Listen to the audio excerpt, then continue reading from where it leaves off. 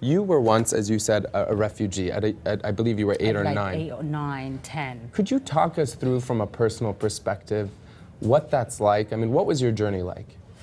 Oh my goodness, I mean, where do I start? I would just say from feeling so vulnerable when you look in your parents' eyes and you know they are your protector, but then you know you all are vulnerable and you're seeing neighbors disappearing and nobody's taking responsibility for it, excuse me, and going to the pump to collect water where it was once safe, you know, smelling dead bodies, walking for 2 weeks to go to the village because there was shooting and bombings in Wow, where I was born and raised. So you were born and raised in Wow, and then you walked for 2 weeks to go try and seek safety because there was just conflict all around, shooting.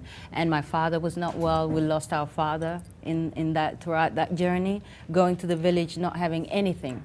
Literally just going with clothes on our back. Thank God to my parents that lived in the village. So they managed to know the directions, where the sun goes down, where the sun comes up, and eating literally whatever that we found along the way in the bush. And you know, you said education and awareness is such an important part of this, and that's so much of what you do in terms of your work. But you're also a supermodel. I mean, and you've also achieved so much success on your own. How has that experience growing up with those hardships influenced your work or impacted what you do today? Again, education. I mean, for me to have been able to, you know, to let's say sustain a longevity in fashion or, you know, industry, it takes a lot of education to be able to make certain decisions, to be able to decide who you want in your team, which agent represents you, not just because you're the new hottest supermodel now, but really evolve with you as a woman, and also, you know, business aspect, you know,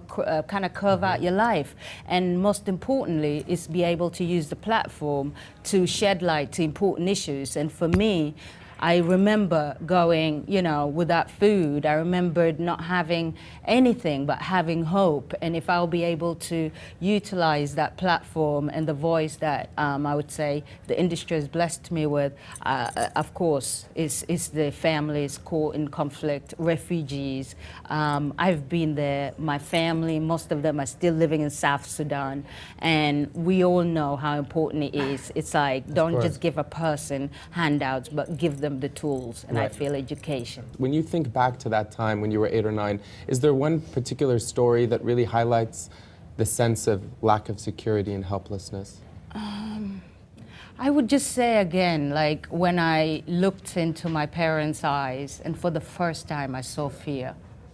I saw that we were not going to be safe anymore, not because if I do go out and I do go to certain areas, no. We as a family are going to be in jeopardy. We may die because a lot of families were dying, and being able to go to the village and come back and seeing people living in our schools, seeing the smokes, people cooking, trying to cook, people, you know, kind of squatting in our house. It was so surreal. It was like a really bad, horrifying movie.